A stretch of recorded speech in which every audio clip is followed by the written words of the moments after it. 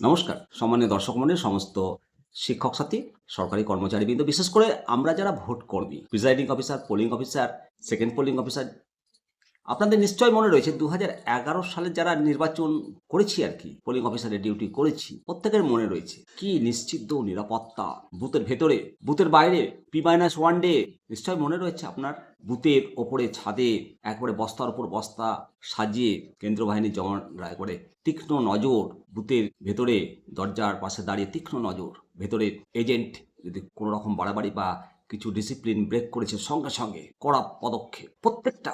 প্রত্যেকটা voter vote দিতে পেরেছিল। আর পোলিং অফিসাররা নিজের ডিউটি 100% নির্বাচন কমিশনের নিয়ম রুল অনুসারে করেছিল। আমার অন্তত মনে হয়েছে, এটা আমার চিন্তা ভাবনা আপনাদেরকে চাপিয়ে দিচ্ছি না, আপনারা মনে করুন, সহমত হলে অবশ্যই কমেন্ট করবে। 2026-এর এই নির্বাচনটা 2011-র কি উদাহরণ হতে চলেছে? 2011-র কি প্রতিচ্ছবি দেখতে পাবো? আমি বলতে চাইছি যে নিরাপত্তা ব্যবস্থা, প্রত্যেকটা ভোট কর্মীর নিরাপত্তা, প্রত্যেকটা ভোট কর্মীর যা ডিউটি, সেটা 100%। নির্বাচন জরুরি, সেই 100% ডিউটিটা যদি আমরা দিতে না পারি, তাহলে কিসের নির্বাচন কমিশনের আমরা অফিসার? নিশ্চিত করুক 2026-এর যে ভোট, সেই ভোটটা যেন প্রত্যেকটা ভোটার তার ভোটাধিকার প্রয়োগ করতে পারে নিশ্চিন্তে, নির্ভয়ে, তার নিজের মনের মতো দলকে। এটা নির্বাচন কমিশনকে সেই ক্ষমতা দেওয়া আছে, জনগণকে সেই রাইট দেওয়ার জন্য। প্রত্যেকটা পোলিং অফিসার তার নিজের ডিউটি ঠিকঠাক 100% করতে পারবে তো 26-এর ভোটে? 2011-র মতো কি এবারে নির্বাচন হবে? তাহলে পারবে নাকি 2011 থেকেও এবারকার নির্বাচন আরো টাইট? নির্বাচন কমিশনের নিশ্চয় মনে রয়েছে যে দীর্ঘ 34 বছরের বামফ্রন্ট শাসনের অবসান ঘটেছিল 2011 সালের নির্বাচনে। মাটি মানুষের পরিবর্তন, বামফ্রন্ট সরকারের ভিত নড়িয়ে দিয়েছিল। 84% ভোট পোলিং হয়েছিল। 2026 সালের এই নির্বাচন 2011-র সাথে যদি তুলনা করা হয়, 2011-র মতো বড় পরিবর্তনের একটা ইঙ্গিত দিতে পারে 2026 এই ভোট। কারণ দীর্ঘ সময় একটা প্রতিষ্ঠান বিরোধী ক্ষোভ তৈরি হয়েছে, ওটাই স্বাভাবিক। একটা জন অসন্তোষের সম্ভাবনা উড়িয়ে দেওয়া যায় না, একটা ত্রিমুখী লড়াইয়ের সম্ভাবনা তৈরি হয়েছে। পাশাপাশি বাম কংগ্রেস জোট নিজেদের জমি ফিরিয়ে পেতে মরিয়া। SIR, NRC সম্প্রতি বিভিন্ন কাণ্ডগুলো ইস্যু হয়ে দাঁড়িয়েছে। 2026 সালে নির্বাচনে যদি 2011 সালের মতো ফলাফল দেখতে হয়, তবে এটা যুগান্তকারী ইস্যুর প্রয়োজন, যা মানুষের আবেগ এবং বিশ্বাসকে স্পর্শ করবে। বর্তমান রাজনৈতিক সমীক্ষা অনুসারে লড়াই হবে অত্যন্ত হাড্ডাহাড্ডি। সেখানে ভোট শতাংশের সামান্য পরিবর্তন হলেই সবকিছু উলটপালট হয়ে যেতে পারে এবং সরকার গঠনে বড় ভূমিকা রাখবে। 2026-এর ভোট প্রস্তুতি নির্বাচন কমিশন কি 2011 থেকে আরো কঠিন নিরাপত্তার বলয়ে, আরো কঠিন ডিসিপ্লিনের বলয়ে পদক্ষেপ গ্রহণ করছে? তার প্রতিচ্ছবি আমরা দেখতে পাচ্ছি। এত আগাম কেন্দ্র বাহিনী ডিপ্লয়েড হচ্ছে।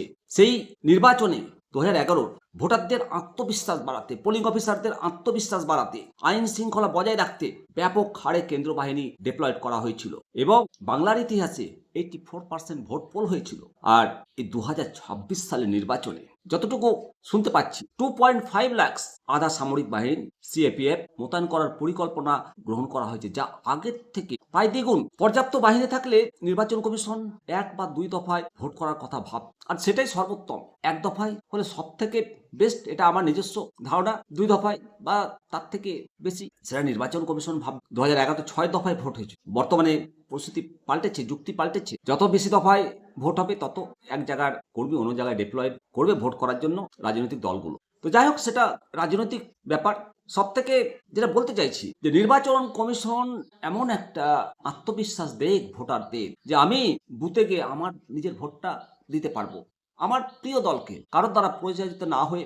একজন পোলিং অফিসার তার যেটা ডিউটি, সেটা বুথে গিয়ে যেন 100% দিতে পারে, কারোর দ্বারা পরিচালিত না হয়ে। প্রত্যেকের তো নিজের নিজের ডিউটি ভাগ করা থাকে, সেই ডিউটি করার ক্ষমতা দিতে হবে। আমরা দেখেছি, বহু নির্বাচন করেছি, বহু নির্বাচনের অভিজ্ঞতা রয়েছে। সব থেকে বেস্ট নির্বাচনের ডিউটি করেছিলাম 2011-তে। তারপর নির্বাচনগুলো নিশ্চয়ই সমস্ত পোলিং অফিসারের মনে রয়েছে। তো যাই হোক, বর্তমান পরিস্থিতি এবং গৃহীত পদক্ষেপ এবং SIR সংক্রান্ত সমস্ত তথ্য সমস্ত জনগণ আপনারা জানেন। কেন্দ্রীয় সরকার তথা কেন্দ্রীয় নির্বাচন কমিশন বিধানসভা ভোটের উপর তীক্ষ্ণ নজর রাখছে। যত তীক্ষ্ণ নজর রাখবে, তত জনগণের আস্থা বাড়বে, তত ভোটকর্মীদের আস্থা বাড়বে। কেন্দ্র বাহিনী প্রতিটা ভোটেই ডিপ্লয়েড হয়, কিন্তু তারপরে কি হয় আমরা সবাই জানি। ভালো থাকবেন। অবশ্যই কমেন্ট সেকশনে আপনার কমেন্ট জানাবেন, আপনার মতামত জানাবেন যে 2026-এর ভোটটায় আমি কি আমার নিজের ভোট নিজে দিতে পারবো? আমি একজন পোলিং অফিসার হিসাবে আমি কি আমার ডিউটি 100% ফুলফিল করতে পারবে? একজন প্রিজাইডিং অফিসার তার কি ডিউটি 100% ফুলফিল করতে পারবে? এই চিন্তা ভাবনা আপনার মতামতে জানাবেন। সঙ্গে ভোট কর্মীদের নিরাপত্তা, তাদের বিভিন্ন ফেসিলিটিস, এগুলো নির্বাচন কমিশনকে মাথায় রাখ। ভালো থাকবেন। জয় হিন্দ, জয় ভারত।